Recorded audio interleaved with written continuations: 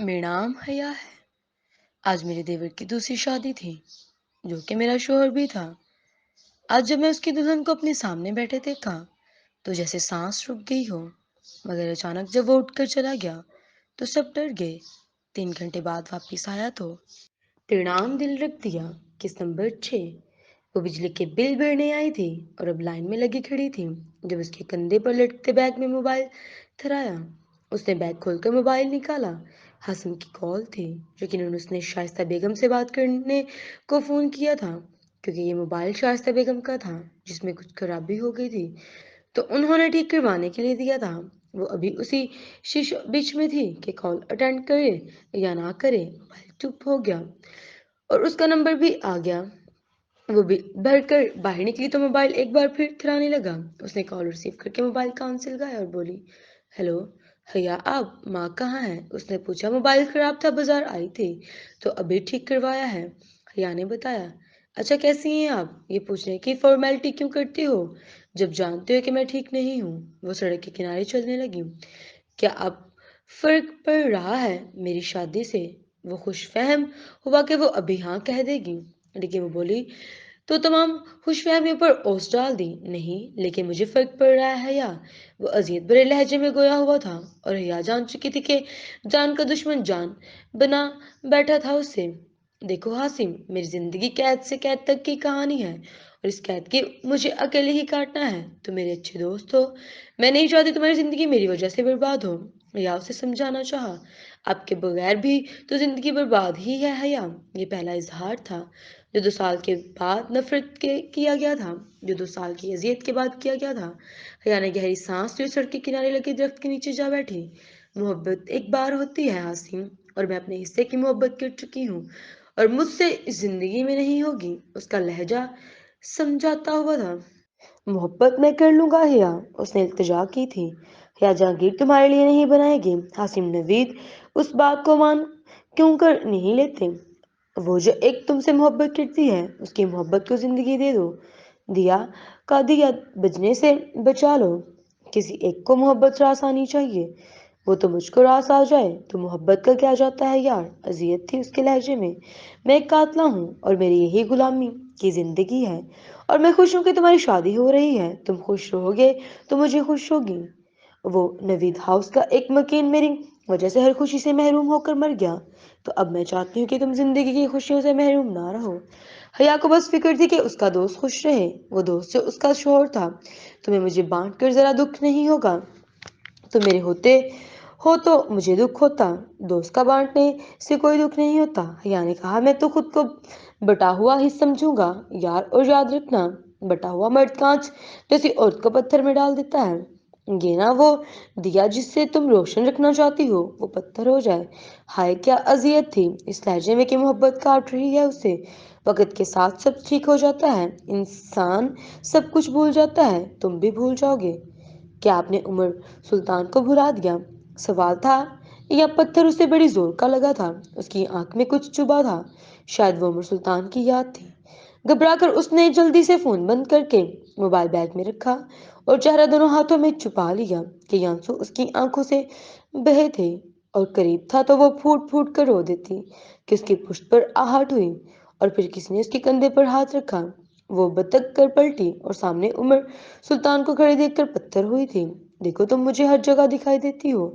कांच टूट कर कैसे बिखरता है। कोई उस वक्त उमर सुल्तान को देखता तो जान जाता।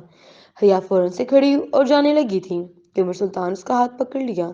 सुनो हया, मोहब्बत करने वालों के साथ ऐसा नहीं करते। वो इल्तिजा भरा लहजा था, और इल्तिजा भी ऐसी के दिखने सुनने वाले कलेजा निकाल कर हथेली पर रख लेते। मुझे जाने दो, अपनी कलाई छुड़ाते वो मनमनाई थी। चली ही तो गई हो, मैं तो बस इन फासलों को मापने आया हूँ जो तुम्हारे और मेरे दरमियान हायल हैं। उनको फासलों को माप पर ढापूंगा और तुम अपनी दुनिया में ले जाऊंगा। हाय वो लहजा कुर्बान होने जैसा था, और कौन था जो उस लहजे पर कुर्बान ना जाता। तुम कोई इच्छे लड़के नहीं हो जो यूं जिद बड़ी बातें कर रहे हो। एक मिचोड़ मर्द हो, ये बातें तुम्हें सूट नहीं करती। और वो जो तुम्हारे और मेरे दरमियान फासले हैं, वो इतने हैं कि इन्हें मापा नहीं जा सकता। अगर माप भी लो तो इन्हें टापते तुम्हारी जिंदगी गुजर जाएगी। لیکن فاصلے ختم نہیں ہوں گے۔ اپنی کلائی چھڑاتی وہ آگے بڑھتی تھی جب عمر سلطان نے کچھ ایسا کہا کہ اس کے قدم زنجیر ہوئے۔ فاصلوں کو ماپا نہیں جا سکتا تو کیا ہوا؟ وہ جو ایک دیوار بنا فاصلہ اسے راستے سے ہٹایا بھی تو جا سکتا ہے۔ اس کا لہجہ پلوں میں بدلا تھا اور اس گھڑی وہ بکھرے ہوئے عمر سلطان نے ضدی عمر سلطان بن گیا تھا جس کے لہجے اور آنکھوں کی طلب سمجھتے حیاجی جان سے کامتی تھی۔ وہ وہی پل تھا جب وہ پلٹی اور ایک زوردار تھپڑ عمر سلطان کی گال پر دے مارا۔ مجھے ایک میری وجہ سے مرا ہے، بس وہی ایک مرا ہے، اب کوئی اور میری وجہ سے نہیں مرے گا۔ اور حاسم نوید سے دور رہنا عمر سلطان، ورنہ خون پی جاؤں گی میں تمہارا۔ ایک بات میری یاد رکھنا، ارحم نوید کے مرنے پر حیا جہانگیر حاسم نوید کو نہیں ملی اور حاسم نوید مر گیا تو عمر سلطان کو پھر بھی حیا جہانگیر نہیں ملے گی۔ وہ انگلی اٹھا کر وارن کرتے تیز تیز واپس پلٹ چکی تھی اور اپنے گال پر ہاتھ رکھے کتنی ہی دیر اس کے قدموں کے نشان دیکھتا رہا تھا۔ اسے یقین نہیں آتا تھا کہ حیا جہانگیر اسے تھپڑ مار کر چلی گئی تھی۔ اس کے اندر دکھ، تعصف اور جانے کیا کیا امڑنے لگا تھا جب جیب میں رکھا فون بجا۔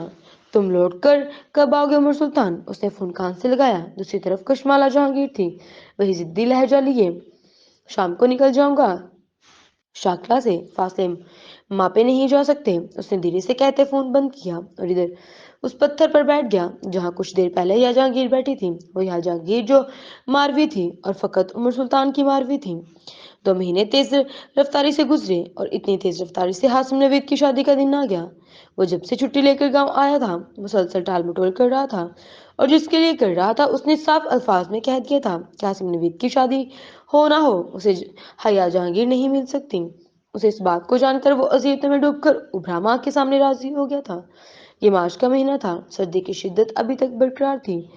اس سرد موسم کی ایک شام حاسم نوید اور دیا جمشید کا نکاح ہو گیا۔ وہ نکاح جس میں دیا جمشید خوش تھی، شائستہ نوید خوش تھی اور حیا جہانگیر خوش تھی، کوئی خوش نہیں تھا تو وہ حاسم نوید تھا۔ شائستہ بیگم نے دل کے سارے ارمان نکالے تھے شادی پر، وہ بے انتہا خوش تھیں اور یہ خوشی ان کی چہرے سے جھلک رہی تھی۔ چھوٹا سا نوید ہاؤس کو دلہن کی طرح سجایا گیا تھا۔ برآمدے میں برقی کمکمے لگے ہوئے تھے اور ان کی سنہری کمکموں تلے دیا جمشید سرخ لباس میں دمک رہی تھی۔ وہ سرخ لباس جو حیا جہانگیر کا من پسند، لیکن ہمیشہ کی طرح وہ سفید سادہ لباس میں تھی، لیکن خلاف معمول بال کھول کر کندھوں پر بکھرے ہوئے تھے۔ وہ سوگ میں تھی اور یہ سوگ ہر خوشی غمی میں اس پر فرض تھا۔ کئی رشتے داروں نے حیا کو دیکھا تو رخ پھیر لیا۔ ارحم قتل کیا اس کے بعد وہ ان کے لیے قابل نفرت ہو گئی تھی۔ کچھ رشتے داروں نے تعصب سے اسے دیکھ کر سر جھٹکا جیسے افسوس کرنا چاہ رہے ہوں۔ اس نے بھاری دل اور مسکراتے لبوں کے ساتھ بالوں کو کان کے پیچھے عرصہ اور برقی کمکموں تلے جگمگاتی دیا کی طرف بڑھی تھی کہ شائستہ بیگم کی آواز پر رکی۔ منحوس عورتیں نئی نویلی دلہن کے پاس نہیں جاتی اور اگر وہ قاتلہ ہو تو مزید دوری بنانے کی ضرورت ہے۔ حیا کی گردن شرمندگی سے جھک گئی اور وہیں کئی رشتے دار کانوں میں سرگوشیاں کرتے پھسپھسانے لگے اور اس کا اور دیا جمشید کا موازنہ کیا جانے لگا اور کسی بھی طرح وہ دیا جمشید سے بہتر ثابت نہیں ہو سکتی تھی کیونکہ وہ سب کی رضامندی اور خوشی سے حاسم کی زندگی میں شامل ہوئی تھی۔ کاش وہ بھی اتنی ہی عزت سے عمر سلطان کی زندگی میں داخل ہو سکتی اور کاش ارحم نوید نہ مرا ہوتا تو سب کچھ ممکن تھا۔ شائستہ بیگم اور سعدیہ خانم، دیا کی ماں نے اسٹیج کی طرف بڑھتے نفرت سے اسے دیکھا۔ شائستہ بیگم کے 1000 بار منع کرنے کے باوجود وہ چلی آئی تھی کہ وہ اپنے دوست کی شادی میں شرکت کرنا چاہتی تھی۔ صوفوں پر براجمان مہمان اسے گردنیں موڑ موڑ کر دیکھ رہے تھے۔ اس کے رخسار گلابی ہوئے، بمشکل مسکراتے ہوئے پیچھے ہٹ گئی۔ حاسم نے نگاہوں کا زاویہ بدلے بغیر اسے ٹکٹکی باندھ کر دیکھا۔ اس نے ایک جانب رکھا خالی صوفہ دیکھا اور پھر وہاں بیٹھ گئی اور وہ قاتلہ تھی اور ایک قاتلہ لوگوں کے ساتھ نہیں بیٹھ سکتی تھی۔ وہ پھر بھی مسکراتی رہی۔ یکایک سب نے دیکھا کہ حاسم اپنی دلہن کے پہلو سے اٹھا اور تیزی سے گھر سے نکلتا چلا گیا اور کئی گردنوں نے مڑ کر حاسم کو جاتے دیکھا اور شائستہ بیگم اور نوید اور سعدیہ خانم نے نفرت سے حیا کو دیکھا۔ دیا جمشید نے حیا جہانگیر کے روشن چہرے پر ایک نظر ڈالی اور سر جھکا دیا کہ آنسو ٹپک ٹپک ہاتھوں پر گرنے لگے تھے۔ جاری ہے۔